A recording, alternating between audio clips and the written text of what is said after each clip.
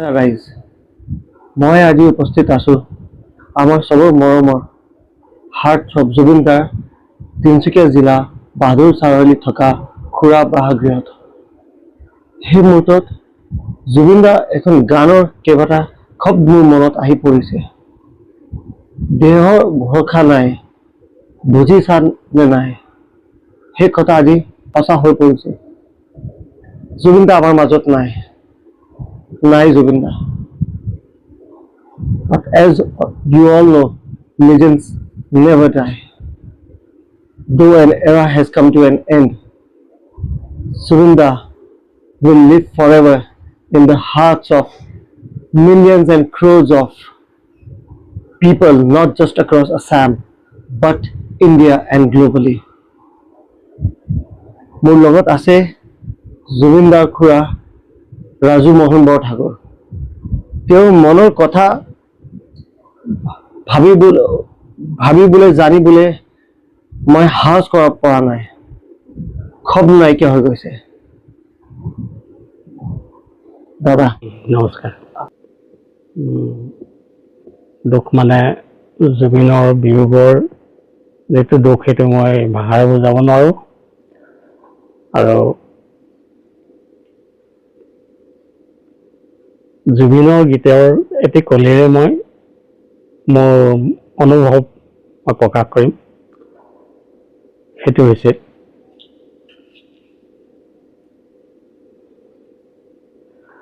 হঠাতে হেৰাল কেনিনো মোৰ চোতালৰে জোনা, হঠাতে হেৰাল কেনিনো মোৰ চোতালৰে জোনা। মোৰ অনুভৱ ঠিক এনেকুৱাই। চোতালৰ জোনাকখিনি যেন হঠাতে হেৰাই গ'ল। আমাৰ ঘৰৰ, আমাৰ পৰিয়ালৰ আৰু সমগ্ৰ অসমবাসীৰ জোনাক আছিল জুবিন। জুবিনে যেতিয়া সংগীত ক্ষেত্ৰখনত ভৰি দিলে তেতিয়াৰ পৰা অসমীয়া গীতবোৰ কিবা এটা জনপ্ৰিয় হ'বলৈ আৰম্ভ কৰিলে। অসমীয়া আধুনিক গীত বা লোকগীত, বিহুগীত, জনজাতীয় ঝুমুৰ গীত, এই সকলোতে তেওঁ এটা ধাৰা আনিবলৈ সক্ষম হৈছিল আৰু গীতবোৰ অতি জনপ্ৰিয় হৈছিল। প্ৰতিটো গীতেই জনপ্ৰিয়, সমগ্ৰ অসমে আঁকোৱালি লৈছিলে। গতিকে কিনো কম, তেওঁ হঠাতে আমাৰ মাজৰ পৰা হেৰাই গ'ল। তেওঁ গীতৰেই কৈছিলে সাগৰত শুব মন যায়। শেষ অৱস্থাত তেওঁ গৈ সাগৰৰ তলিত গৈ শুলেগৈ। গতিকে এইখিনি অতি নিষ্ঠুৰ, আমাৰ বাবে নিষ্ঠুৰতম দিন আছিল যোৱা 19 ছেপ্টেম্বৰ।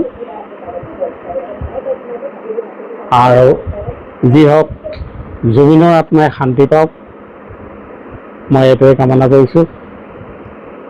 আৰু সমগ্ৰ অসমবাসীৰ বুকুত জুবিনৰ স্মৃতি চিৰ বিৰাজমান হৈ থাকক।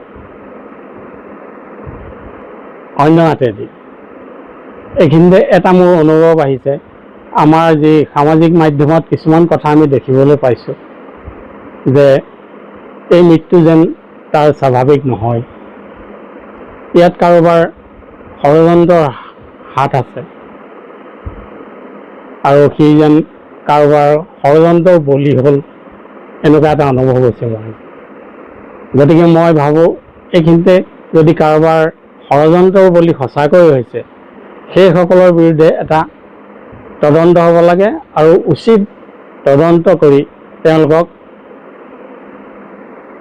আইনৰ কাঠগড়াত থিয় কৰোৱাৰ মোৰ এইটো সময়ৰ আহ্বান আৰু মোৰ নিজৰ আহ্বান এইটো। গতিকে অসম চৰকাৰক মই অনুৰোধ কৰিম যাতে এই ক্ষেত্ৰত এটা বিহিত অনুসন্ধান কৰি দোষীক উচিত শাস্তি প্ৰদান কৰিব লাগে, এই মোৰ আহ্বান। ধন্যবাদ। আপুনি জুবিন দাক লাষ্ট কেতিয়া দেখা হৈছিল? জুবিন দাক লাষ্ট মই 18 চনত আহিছিলে তিনিচুকীয়াৰ শ্ৰীপুৰীয়ালৈ। এইটো বিহুৰ ফাংচন আছিল নেকি, তেতিয়া লগ পাইছিলোঁ, ভালকৈ কথা বতৰা পাতি আহিছোঁ। কিবা আপুনি কিহৰ জুবিন দাৰ লগৰ আপোনাৰ যেতিয়া জুবিন দা সৰু আছিলে কিবা কথা ৰাইজক জনাব পাৰিব নেকি? স্কুল দিনৰ কথা বা কলেজ দিনৰ কিবা কথা যিটো ৰাইজে নেজানে? হয় হয়, জুবিন সৰুতে বৰ খেয়ালি মনৰ আছিলে, যিটো কৰোঁ বুলি কয় সেইটোৱে কৰে। এখন চাইকেল লৈ যোৰা টাউনত ঘূৰি ফুৰিছিলে, টুপি এটা পিন্ধিছিলে, তেওঁ চুলি আছিলে দীঘল দীঘল। দিনটো ৰেষ্ট নাই, ইয়াৰ পৰা তালৈ, মালোৱালিৰ পৰা চোলাধৰাৰ পৰা ধৰি লওক এইটো ৰোড, এনেকৈ ক্লাব ৰোড গোটেইখন ঘূৰি ফুৰিছিলে সি। আৰু তাৰ এটাই নিচা আছিলে সংগীতৰ প্ৰতি, সংগীতৰ অনুসন্ধান কৰি ফুৰিছিলে, সংগীতৰ সুৰবিলাক লৈছিলে। তাৰপাছত কলিকতাত গৈ তেওঁ সংগীতৰ শিক্ষা ল'লে। তাৰপিছত আহি তেওঁ 1992 চনমানৰ পৰা সংগীতৰ প্ৰথম কেছেট উলিয়াইছিলে। প্ৰথম কেছেটটোৰ নাম অনামিকা আছিলে নেকি? হয়। তাৰ পৰা ঘূৰি চাবলৈ হোৱা নাই। তেওঁ সদায় আগুৱাই গৈ আছে, আগুৱাই গৈ থাকিলে শেষত গৈ একেবাৰে মহাসমুদ্ৰতে পৰিলে গৈ। গতিকে এইখিনি দুখ লগা কথা, কিনো ক'ম। তাৰ স্মৃতি ৰোমন্থন কৰিবলৈ গ'লে, মই যেতিয়া বাহাদুৰ বাগিচাত চাকৰি কৰোঁ তেতিয়া তেওঁ দুবাৰ আহিছে আমাৰ ঘৰলৈ, মাক দেউতাকৰ সৈতে আহিছিল, ক্লাছ 9-10ত পঢ়ি থাকোঁতে। অতি মৰম লগা, তাৰ ধেমালিবিলাক, তাৰ উৎপাতবিলাক মৰম লগা আছিলে।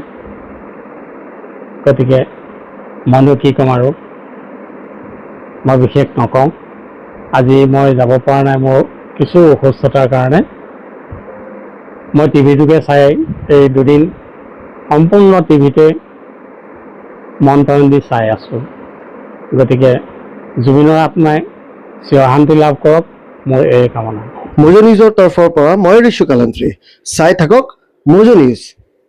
Like, comment and subscribe.